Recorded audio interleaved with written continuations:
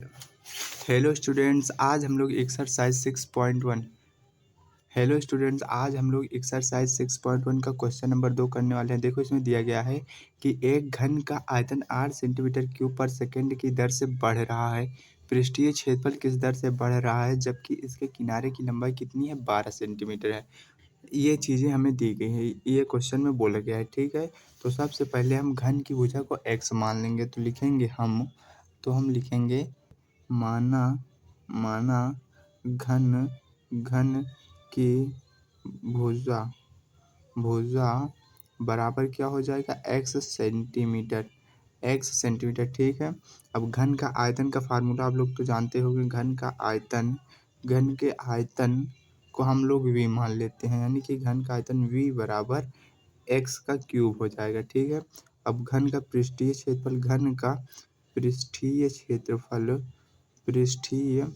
क्षेत्रफल को हम s मान लेंगे। ये क्या हो जाएगा? 6x²। ठीक है, घन का पृष्ठीय क्षेत्रफल 6x² हो जाएगा।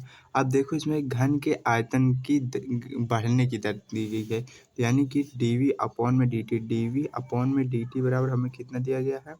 8 सेंटीमीटर क्यूब पर सेकंड, ये हमें दिया गया है। ठीक है, ये सारी चीज़ें हमें क्वेश्चन में दी गई हैं। तो अब हम क्या करेंगे? इसके घन के आयतन का अवकलन कर देंगे, यानी कि dv/dt कर देंगे। तो ये हो जाएगा, ये क्या हो जाएगा? dv/dt हम लोग करेंगे तो ये हो जाएगा d/dt x का क्यूब का अवकलन हो जाएगा। तो देखो, dv/dt बराबर आ जाएगा x का 3x² into dx/dt। x cube का अवकलन ये आ जाएगा। ठीक है, x क्यूब का अवकलन ये आ जाएगा। अब देखो, dv/dt हमें 8 दिया गया है, तो 8 बराबर 3x² इंटू dx/dt। ठीक है, तो देखो, अब इसको हम dx/dt को ऐसे ही यहाँ पर लिख लेंगे dx/dt, और इस पार्ट को हम इधर शिफ्ट कर देंगे। तो ये 8 अपॉन 3x² हो जाएगा। ठीक है, इसको हम ऐसे लिख लेंगे। अब हम आगे क्या करेंगे? अब हम इसके पृष्ठीय क्षेत्रफल का अवकलन कर देंगे, यानी कि ds/dt कर देंगे। तो ds/dt हो जाएगा 6 बाहर आ जाएगा, 6 बाहर आ जाएगा, 6 dx/dt। यहाँ पर dt होगा।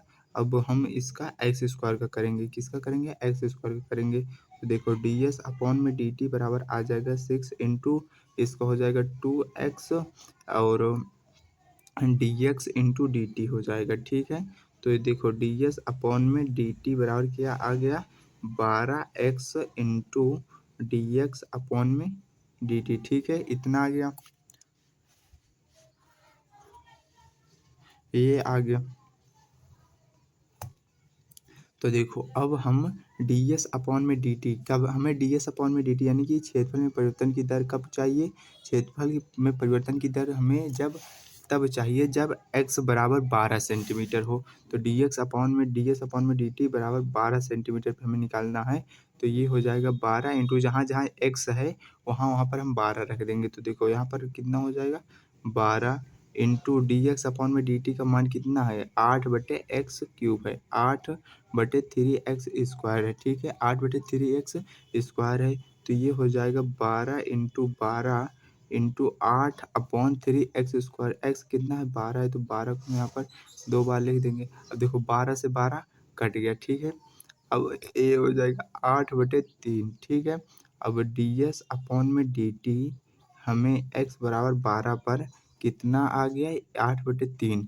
अब देखो, ये क्षेत्रफल में परिवर्तन की दर है, तो क्षेत्रफल का मात्रक होता है सेंटीमीटर स्क्वायर पर सेकंड हो जाएगा। ठीक है, इसका मात्रक हमें लिखना बहुत ज़रूरी है। तो हमारा आंसर आ जाएगा 8/3 सेंटीमीटर स्क्वायर पर सेकंड। ठीक है, अगर आपको कोई भी डाउट हो, ये हमारा आंसर हो जाएगा। ठीक है, अगर आपको कोई भी डाउट हो तो आप कमेंट सेक्शन में पूछ सकते हैं। मिलते हैं नेक्स्ट वीडियो में। Thank you.